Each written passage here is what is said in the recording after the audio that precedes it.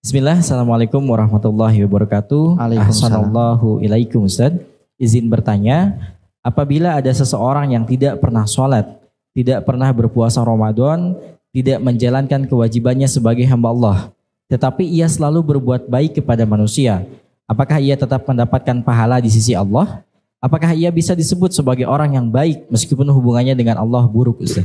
Ya, inilah biasanya orang-orang seperti ini para penganut agama universal, agama global, agama kemanusiaan, tidak perlu melaksanakan perintah agama, yang penting berbuat baik kepada sesama manusia.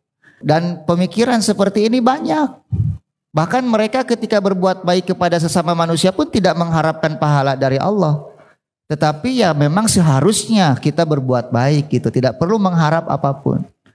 Ya tentu tidak semua orang yang berbuat baik diterima kebaikannya oleh Allah, karena Allah tidak hanya melihat kebaikan yang dilakukan, tapi di atas apa kebaikan itu dilaksanakan.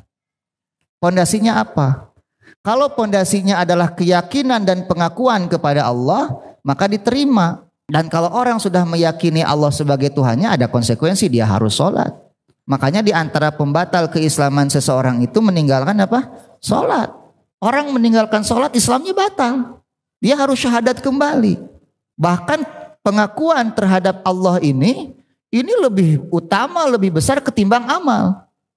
Ada seorang anak misalnya bilang sama ayahnya, saya ini ragu, ayah ini ayah saya atau bukan gitu. Tapi walaupun ragu, saya akan tetap berbuat baik kepada ayah gitu. Cing kumaha eta. Menyakiti si ayah tidak? Iya jelas.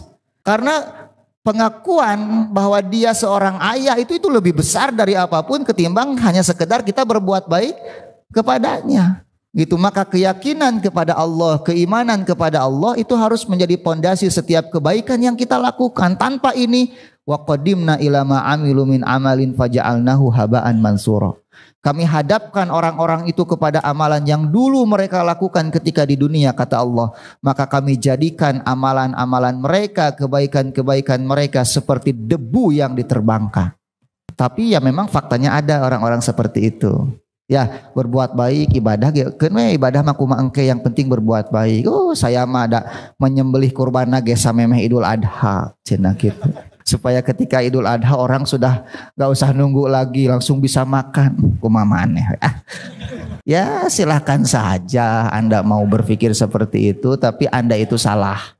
Biasanya orang-orang yang berpikir seperti itu berpikirnya itu. Jadi dia menganut agama global, agama kemanusiaan, agama universal, dan tidak mengakui lembaga-lembaga agama seperti agama yang kita anut seperti sekarang ini. Gak penting, yang penting berbuat baik. Kan ada orang yang percaya kepada Tuhan tapi gak percaya lembaga agama kan. Itu yang disebut dengan agnostik itu. Jadi percaya Tuhan itu ada tapi tidak percaya adanya agama. Dan agama itu dianggapnya mengekang. Gak boleh judi, gak boleh mabuk, gak boleh zina kan. Itu kan yang dilarangnya itu yang happy-happy kan. Kemudian dia mengatakan, buat apa beragama kalau nggak bisa happy kan gitu. Cara berpikirnya kan simple sekali orang-orang seperti itu. Jadi dia beragama itu ingin happy, tapi mengukur happy-nya itu dengan ukuran-ukuran seperti itu. Padahal di balik larangan-larangan agama itu tentu ada hikmah yang begitu besar. Kalau cara berpikirnya mendalam, dia akan tahu semua hikmah yang Allah perintahkan, hikmah yang Allah larang itu dia akan ngerti.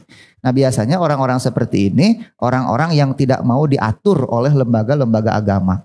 Akhirnya dia melepaskan diri dari lembaga agama, kemudian dia mengambil prinsip yang penting melakukan kebaikan kepada orang lain. Parahnya lagi memang dipuji-puji yang seperti ini teh. Kenapa? Karena diekspos. Padahal banyak juga para ulama yang melakukan kebaikan lebih daripada orang-orang ini gitu. Cuma ya para ulama makan menyembunyikan kebaikan-kebaikannya. Itu wallahu alam bisawab.